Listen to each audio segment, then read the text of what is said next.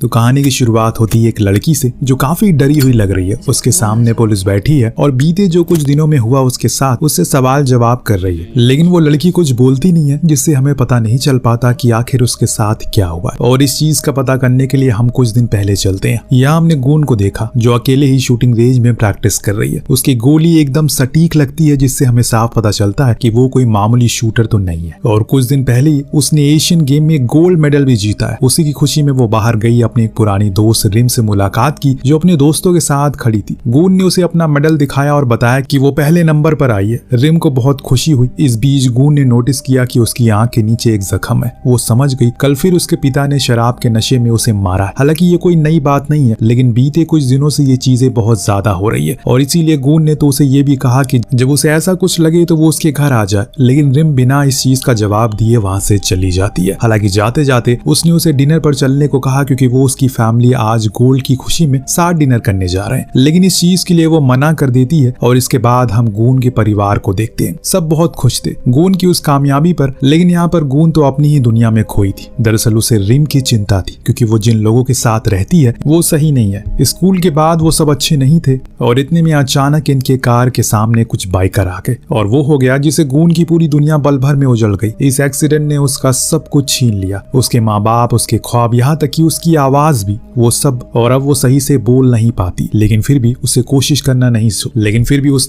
करना नहीं छोड़ा। अपने माँ बाप के जाने के बाद वो एकदम अकेली पड़ गई है। इसीलिए वो बेहतर जॉब के लिए एक आर्ट कंपनी में गई जहाँ उसने अपना आर्ट दिखाया। उन्हें उसका काम काफी पसंद आता है। वो कहते हैं वो एचआर को उसका ये काम जरूर दिखाएंगे और जो कुछ भी फैसला लिया जाएगा वो उसके फोन करके बता दिया जाएगा। हम रिम और गून को साथ में एक फैक्ट्री में देखते हैं। दोनों यही साथ काम किया करते हैं क्योंकि अब दोनों के हालात एक जैसे हो चुके हैं। काम के दौरान रिम के पास बॉस आकर बोला कि ऑफ होने के बाद वो आकर उसके ऑफिस में मिले। गून झट से समझ गई कि वहाँ क्या होने वाला है, क्योंकि ये कोई पहली बार नहीं था जब बॉस ने किसी लड़की को बुलाया था। जब वो उसके पास गई तो वो उसके करीब आकर उसे छूने लगा और इसी बहाने उसने उसे बताया कि मील में 2 परमानेंट पोजीशन खाली है। अगर वो चाहती है कि उसका नाम आगे करे उस पोस्ट के लिए तो उसके साथ थोड़ा समय बिताना होगा। रिम बहुत ज्यादा डरी हुई थी, उसके मुंह से कुछ निकल नहीं रहा था। बाद में हमें पता चला कि ये दोनों ही एक अपार्टमेंट में रहते हैं, बस इनके फ्लैट अलग अलग है। रिम जो है वो अपने बॉयफ्रेंड जॉन के साथ रहती है जो आज उसके साथ बहुत बदसलूकी करता है, उसे मारता पीटता है, यहाँ तक कि आज तो उसने उसे घर से बाहर निकाल दिया। जब गून ने आवाजें रिम की सुनी तो वो भागते हुए उसके पास आई उसे छुड़ाने के लिए, लेकिन जॉन ने उसे धक्का देकर दूर फेंक दिया। वो कुछ कर नहीं सकी। यही गून अगर एक्सीडेंट से पहले होती तो वो उसे अभी तक सबक सिखा चुकी होती, लेकिन उस हादसे के बाद तो मानो ऐसा लगता है जैसे कि उसके अंदर किसी ने उसकी रूह को खींच लिया हो। दूसरे दिन जब ये लोग काम पर गए तो वहां गून ने फिर रिम के हाथों में चोटों के निशान देखे। वो समझ चुकी है कि ये जॉन का ही काम है, इसीलिए लंच ब्रेक के दौरान वो उससे कहती है कि आखिर वो उसे छोड़ क्यों नहीं देती। रिम ने कोई जवाब नहीं दिया। गून जानती है कि वो बचपन से लेकर अभी तक सभी ने उसे मारा है, पीटा है और किसी ने उसे प्यार नहीं दिया, और यहाँ तक कि उसके बॉस ने अब उसके साथ सोने का ऑफर दिया। इतना सब के बाद वो बस काम कर रही है, लेकिन अब रिम सच में पूरी तरह से टूट चुकी है। जो सब देखकर गून ने उससे कहा चलो कहीं दूर चलते हैं, इन सब चीजों से दूर। लेकिन रिम जानती है कि भागने से कुछ नहीं होगा। जब उनकी किस्मत में ठोकरें लिखी है तो वो झेलना तो पड़ेगा। बाद में हम पर्क नाम के एक ऑफिसर को देखते हैं जो बहुत ही करप्ट है और उसका हर उस माफिया से लेना देना है जो इस सिटी में सारे गलत काम करते हैं। ये बात कुछ बाकी ऑफिसर को भी जानते हैं, लेकिन आज तक किसी ने उस पर कोई उंगली नहीं उठाई। और आज जब उसे पता चला एक बार में रेड करी है तो वो गुस्से से स्टेशन पहुंचा और अपने ही लोगों पर चिल्लाने लगा, क्योंकि उन्होंने उसे बताया क्यों नहीं रेड करने से पहले। सभी ने कहा कि किम ने कहा था कि रेड करने को। दरअसल किम एक लेडी ऑफिसर है, उसे हर कोई डरता है क्योंकि वो बहुत शानदार ऑफिसर है, यहाँ तक कि पर के भी उससे फटती है। अब दूसरी तरफ हमने मील के कुछ लोगों के साथ में डिनर करते हुए देखा। इसमें टीम लीडर और बॉस भी होता है। रिम और गून भी मौजूद थे। बॉस बार बार रिम को छूने की कोशिश करता है, उसे लगातार शराब पिलाता रहता है। इस बीच वो टीम लीडर भी बोल उठी अगर तुम्हें प्रमोशन चाहिए तो ये सब करना पड़ेगा, इसे एक कॉम्प्रोमाइज समझो और कुछ नहीं, एक बार कर लो और तुम्हारी लाइफ सेट है। जब चीजें हद से पार हो गई तो गून उसे लेकर बाहर आ गई। कहने लगी आखिर वो इस काम को छोड़ क्यों नहीं देती। उसने बताया उसने जिस कंपनी में इंटरव्यू दिया था वहां से जल्दी ही उसका कॉल आने वाला है, अगर उसकी जॉब लग गई तो वहां वो चली जाएगी। लेकिन ये सब वो नहीं करे। लेकिन रिम ने शायद मन ही मन उसे कॉम्प्रोमाइज करने के लिए हाँ कर ली थी। उसका कहना था कि उसकी तो जॉब लग जाएगी क्योंकि उसे अच्छे कॉलेज से पढ़ाई की है, पर मेरा क्या, मैंने तो कहीं से कुछ नहीं पढ़ा, इसीलिए मुझे ये करने दो ताकि मैं भी कुछ जिंदगी में कर पाऊं। गून उसकी बातों को सुनकर हैरान थी कि वो ऐसा कैसे बोल सकती है। अब बाद में जब वो वापस से रेस्टोरेंट में गई तो टीम लीडर बोली कि आज रात तुम बॉस के साथ चली जाओ, जैसा वो कहें वैसा ऐसा करो, उसके बाद कल या फिर परसों तक तुम्हारा प्रमोशन हो जाएगा। रिम मना करती है ये कहकर कि उसकी तबीयत ठीक नहीं है, हो सकता है उसे कुछ और समय चाहिए इस चीज के बारे में सोचने के लिए। जब वो उस जगह के बाहर आई तो उसे 2 डिलीवरी बॉयज दिखे जो अपनी बाइक पर थे। ये देखकर वो वहीं रुक गई और एक गहरी सोच में डूब गई। दरअसल जिस दिन गून का एक्सीडेंट हुआ था उन बाइकर्स के कारण उसमें से एक बाइक पर रिम और उसका बॉयफ्रेंड थे, इसीलिए वो आज तक गून को इस हालत का जिम्मेदार खुद को मानती है। उसने कभी भी उसे इस बारे में नहीं बताया, वरना उसकी सालों की दोस्ती टूट जाएगी। लेकिन इस दर्द को वो सालों से अपने सीने में छुपाए बैठी है और अब वो बोझ बनता जा रहा है और इसीलिए अब उसे खुद पर घिन आने लगी है। दूसरी ओर गून जो बार बार उसी आर्ट कंपनी में मैसेज करके जवाब का इंतजार में बैठी है। उसका सख्त जरूरत इस मील में और वो काम नहीं कर सकती, लेकिन हर बारी वो लोग बस यही कहकर मैसेज का रिप्लाई देना बंद करते हैं कि अभी उन्होंने हेड को उस काम को नहीं दिखाया, थोड़ा और समय लगेगा। वो समझ गई कि अब यहाँ उसे काम नहीं मिलने वाला, इसीलिए वो वापस से अपने घर की ओर जाने लगी। लेकिन आज की रात उसके लिए इतनी दर्दनाक होने वाली है, उसने कभी सोचा नहीं होगा इस बारे में। जब वो एक गली से गुजर रही थी तो 3 लड़कों ने उसे चुपके से देखना शुरू किया। गून तो पहले से परेशान थी तो उसे ज्यादा किसी भी चीज पर गौर नहीं किया। वो लड़के उसे बार बार देख रहे थे और मौका देखकर उसे अंदर घसीट लिया, एक अनजान जगह पर जो चारों तरफ से घिरी हुई थी। ये शायद किसी कूड़ेदान जैसा। उन लड़कों ने उसे पहले तो बहुत मारा जिससे उसका शरीर सुन्न पड़ गया, यहाँ तक कि वो खुद के हाथ पांव को उठा नहीं पा रही थी। अब जब उन सभी को पता चला कि वो बोल नहीं सकती और तभी उन्हें उस पर तरस नहीं आया तो वो और भी ज्यादा जल्लाद बन गए। पहले एक पीले कपड़े वाले ने उसके साथ दुष्कर्म किया, फिर लेकिन जो तीसरा लड़का था वो उसके बैग को चेक करने लगा और उसमें उसे एक भी पैसे नहीं मिले, बस उसका आईडी कार्ड मिला जिस पर उसका नाम और पता लिखा था। जब उन दोनों ने उसे पूरी तरह से नोच लिया तो उसे वहीं उसी हाल में छोड़कर चले गए। घंटों तक गून वहीं पड़ी रही उसी हॉल में। जब उसे होश आया तो घसीटती हुए बाहर रोड पर आई और बस एक मुर्दे की तरह खड़ी रही। अब वो क्या करे, सब कुछ तो खत्म हो गया है। पहले उसने अपने माँ बाप को खोया और अब ये दर्द, और इतनी सी उम्र में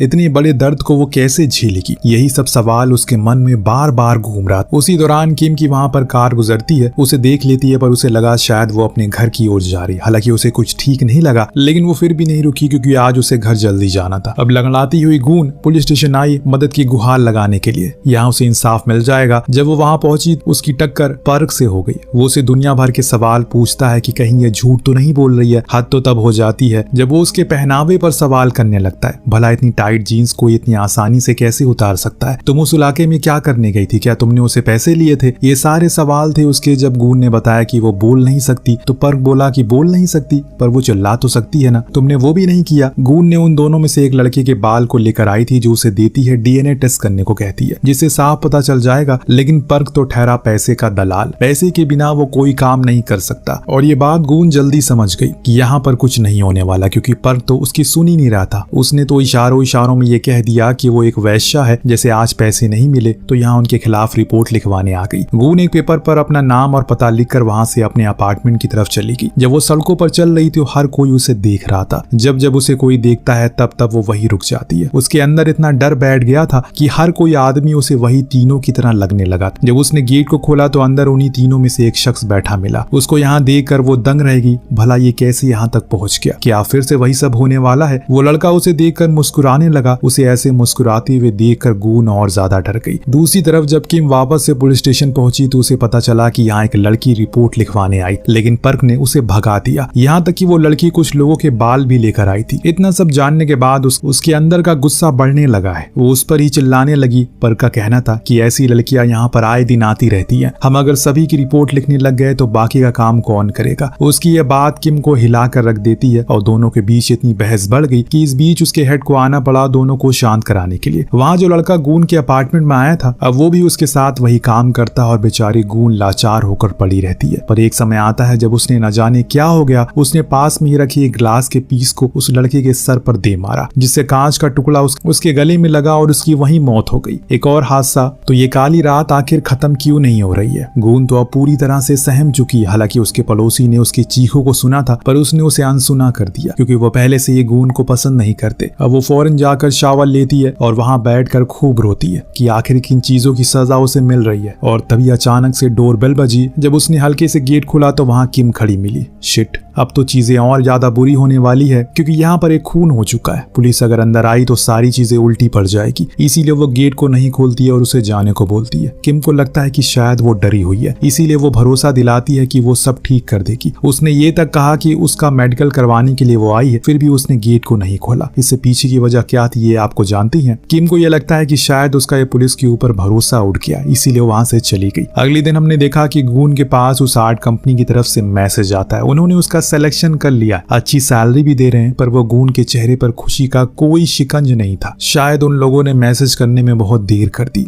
आज उसकी फैक्ट्री में किम भी आई थी उसे मिलने के लिए, पर वो उसकी बात समझ नहीं पा रही थी, इसीलिए गून उसे लिखकर बताती है कि उसे उन लोगों से कोई बात नहीं करनी, खामखा वो अपना समय जाया कर रहे हैं। लेकिन किम को उसकी मदद करनी थी, उसके साथ में लंच करने के लिए गई, जहां वो उसे भरोसा जीतने की कोशिश करती है। काफी देर समझाने बुझाने के बाद वो मान गई। फिर दोनों लंच पर मिले, जहां उसे बात करके किम ने कहा, तुम दोनों एक जैसी हो। कौन दोनों? ये सवाल गून का भी था। किम ने कहा कि अभी उन बातों का समय नहीं है, फिर कभी बताऊंगी, फिलहाल मैं तुम्हारे बारे में जानना चाहती हूँ। अब कुछ आधे घंटे के भीतर गून ने उसे अपनी जिंदगी की किताब के कुछ अहम पन्नों को पढ़वाया, जिसे वो थोड़ा बहुत उसे समझ पाई। बाद में हम देखते हैं कि गून ने उस लड़के की लाश के टुकड़े करके फ्रिज में रख दिए ताकि किसी को पता ना चले। इतने में गेट पर रिम आ गई, जो उसे सिफारिश करती है कि आज की रात क्या वो अपने रूम में उसे सुला सकती है, क्योंकि आज फिर जॉन नशे की हालत में उसे मारेगा। आज पहली बार गून उसे मना करती है, जो सुन रिम भी शौक थी, क्योंकि उससे पहले उसे इतने सालों में कभी ऐसा नहीं बोला। अब रिम उसे जिद करती है और गून उसे थप्पड़ जड़ देती है, जिससे वो वहां से चली गई। उसने ऐसा क्यों किया ये आप जानते ही होंगे। अब इसके बाद वो अंदर जाकर तय करती है कि उसे एक एक टुकड़े को बाहर ले जाकर फेंकना पड़ेगा, वरना वो फंस सकती है। इसीलिए वो एक पॉलीथीन लेकर बाहर आई और तभी उसके सामने जॉन और रिम आ गई। जॉन ने उसे धमकाया कि अगर वो दोबारा कभी भी रिम पर हाथ उठाएगी तो वो उसे मार देगा। गून ने कुछ नहीं कहा और चली गई। इसके बाद हमने गून के रूम के बाहर पर्क को देखा, जो उसे केस चलाने के लिए पैसे मांगने आया था। दरअसल वो बहुत ज्यादा कर्ज में डूबा हुआ था, यहाँ तक कि उसका घर भी गिरवी था। इसीलिए वो गून से पैसे ऐंठना चाहता है। तभी वहां पर जॉन आ गया। पहले तो उसे कोई लड़का लगा हो सकता है कि उसके साथ सोने के लिए आया होगा, यही चीज उसने उसे कह दी तो पर्क उसे मानना शुरू कर। लेकिन अब उसे एक और चीज पता चल गई कि गून आए दिन किसी न किसी के साथ सोती है, तो हो सकता है कि वो उस दिन भी किसी के साथ सोई होगी और अब वो आदमी पर झूठा केस करने आई, इसीलिए वो उसे पैसे ऐंठने का मन बना लेता है। जब वो कार से जा रहा था तभी उसे रास्ते पर गून दिख गई, जो उन टुकड़ों को ठिकाने ले जा रही थी। पर्क ने उसे रोका तो यहाँ गून की दिल की धड़कन बढ़ जाती है कि अब क्या होगा, कहीं से पता न चल जाए। पर्क उससे कहता है, मुझे पता है कि तुमने झूठा केस फाइल किया है, अगर तुम मुझे कुछ पैसे दे दोगी तो मैं उस केस को बंद कर दूंगा। गून के पास एक फूटी कौड़ी नहीं थी, वो भागना शुरू करती है तो पर्क भी उसके पीछे भागता है उसे अरेस्ट करने के लिए और अंत में उसे पकड़ भी लेता है। लेकिन न जाने कैसे गून के हाथ से उसकी बंदूक लग गई। उसने उस पन्नियों को चेक किया, उसमें उसे दो इंसानी हाथ दिखे, जो देखने के बाद वो फौरन पीछे हो गया। डर के मारे कहने लगा वो उसे उसकी बंदूक लौटा दे, बदले में वो उसे कुछ नहीं करेगा, चुपचाप चला जाएगा। कहीं न कहीं पर्क को पता था कि गून गोली नहीं चलाएगी, वो भी एक पुलिस ऑफिसर पर, लेकिन उसने वो कर दिया जो उसने कभी सोचा नहीं था। पर्क मारा गया और एक और रात काली हो गई, एक और खून हो गया उसके हाथों से। अब कहाँ जाए वो। दूसरी तरफ हम रिम को देखते हैं, उसने मन बना लिया कि वो बॉस के साथ सो जाएगी, क्योंकि अब उसे पैसों की सख्त जरूरत है। इसीलिए वो केबिन में गई और इस बीच हमने किम को देखा, जो उस लड़की के पास गई थी जिस बारे में उसने गून से कहा था। दरअसल ये उसकी बहन थी जो 10 साल से एडमिट है और तब से लेकर उसने आज तक एक शब्द नहीं बोला, जिसके चलते वो बहुत ज्यादा परेशान रहती है। उधर गून मिरर के सामने बैठे खुद को सजा रही थी, पर ऐसा लग रहा है कि मानो फूल के अंदर से खुशबू खत्म हो चुकी है, वो अब मर चुकी है। आज उसके हाथों से दूसरा कत्ल हुआ है। पुलिस डिपार्टमेंट को जब पर्क की लाश मिली तो उन्होंने ज्यादा तवज्जो नहीं दिया, क्योंकि उन सभी को पता था उसका माफिया के साथ उठना बैठना है। हो सकता है कि उन्हीं में से किसी ने मारा उसे। एक तरफ से वो खुश भी थे कि एक करप्ट ऑफिसर मारा गया। एक रात किम ने गून को कॉल करके अपनी बहन के बारे में बताया, जो सब कुछ सुनने के बाद वो काफी इमोशनल हो जाती है। अगले दिन स्टेशन चली गई, जहाँ किम उसके सामने कुछ गुंडों को लेकर आती है, जिन्होंने पहले भी ऐसे काम किए होंगे। उन्हीं में से उसे दो वो लड़के दिख गए, पर गून ने गर्दन हिलाकर ना कर दिया कि वो किसी को नहीं जानती है। ऐसा इसलिए क्योंकि वो अपने तरीके से बदला लेना चाहती है। उन्हीं में से एक आदमी का घर भी उसने देख लिया है। इस बीच किम ने उसे कॉल करके कुछ और चीजें बताने की कोशिश करी, लेकिन वो कॉल नहीं उठाती, क्योंकि वो अपने घर में चुपचाप बैठी रो रही थी। आज वो बहुत ज्यादा दुखी है, क्योंकि जब उसने उन दोनों को देखा तो उसके सारे जख्म फिर से हरे हो गए। उधर गून वापस से मील में आ गई, जहाँ उसने सीधा उस टीम लीडर को थप्पड़ मारा और फिर बॉस के केबिन में गई, अपना रेजिग्नेशन लेटर दिया, जो देखकर वो हैरान था। जब वो बाहर आई उसने देखा कि नोटिस बोर्ड पर रिम का नाम लिखा है उस परमानेंट पोस्ट के लिए, यानी कि उसने वो काम कर दिया जिसके लिए वो हमेशा मना करती थी। जब वो अपार्टमेंट को लौटी तो वहां उसने जॉन को वापस जाते हुए देखा। उसके शरीर पर खून लगा था, जो देखकर फौरन रिम के कमरे में हो गई, देखी कि वहां वो बुरी तरह से अधमरी हालत में पड़ी हुई है। जॉन ने उसे किसी जानवर की तरह मारा था। वो उसी हाल में उसे कंधे पर उठाकर हॉस्पिटल ले आई। कुछ देर के बाद वहां जॉन भी मिलने आता है तो वो उसकी गाड़ी के शीशे को तोड़ देती है, जो देखकर जॉन उसे गंदी गंदी गालियां देता है। और तभी गून ने अपना वो बेबाक अंदाज दिखाया जो वो एक्सीडेंट से पहले थी। बंदूक उठाई, सीधा हेडशॉट, खेल ही खत्म कर दिया उसने। जब दूसरे दिन पुलिस को लाश मिली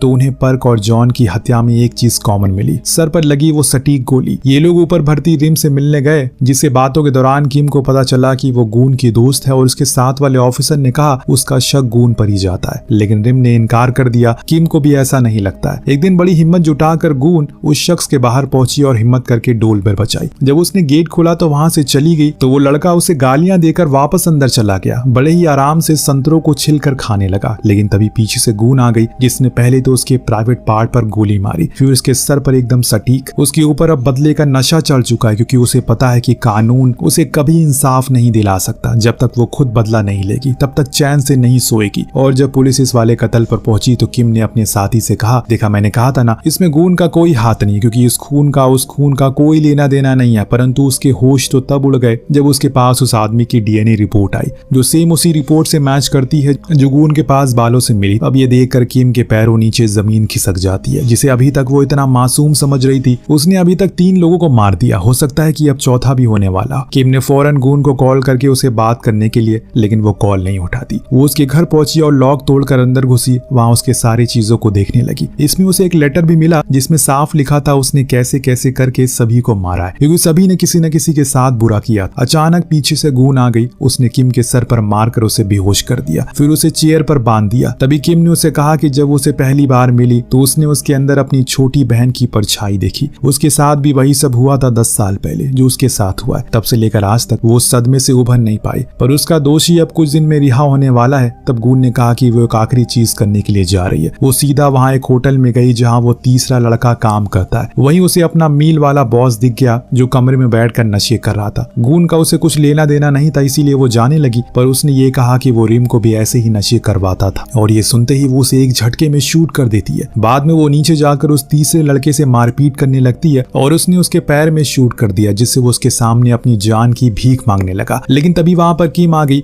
फोर्स के साथ उसने गून को सरेंडर करने को कहा। उसने अपनी सारी बंदूकें नीचे रख दी, लेकिन तभी उस लड़के ने उसके सीने पर गोली मार दी। बाद में हमने किम को हॉस्पिटल में देखा, जहां उसे पता चलता है उसकी बहन का एक ऑर्गन खराब हो चुका है, पर गून का ब्लड ग्रुप मैच करता है। तब किम ने एक ऐसा कदम उठाया जो एकदम सोच से परे था। वो चुपके से जाकर गून का ऑक्सीजन मास्क हटा देती है और साथ में उस लड़के का भी, जिससे कि दोनों की मौत हो गई। उसने ऐसा इसलिए किया ताकि उसकी बहन को वो ऑर्गन मिल जाए और उसकी जान बच जाए, जिस गून के लिए वो इतनी जान से लगी हुई थी किसी भी तरह करके उसे इंसाफ दिलाने के लिए। लेकिन आज उसने अपनी बहन के लिए उसकी जान ले ली। हालांकि बाद में उसे पुलिस ने पकड़ लिया, क्योंकि हॉस्पिटल वालों ने उसे ऐसा करते हुए देख लिया था। और बाद में पुलिस ने उसे बार बार एक ही चीज पूछी, भला उसने ये क्यों किया, पर किम के पास कोई जवाब नहीं था। आपको क्या लगता है, क्या सच में किम ने उसकी बहन की जान की कीमत से बढ़कर दुनिया में कोई चीज नहीं थी? गून तो अपने इंसाफ के लिए लड़ रही थी, क्योंकि किम के ही डिपार्टमेंट ने उसे जलील करके भगा दिया। फिर इसमें उसका क्या कसूर था? कहानी इसी सवाल के साथ खत्म हो जाती है। आपको कहानी कैसी लगी हमें कमेंट करके जरूर बताएगा। मिलते हैं अगले वीडियो में। Thank you so much watching. Peace out.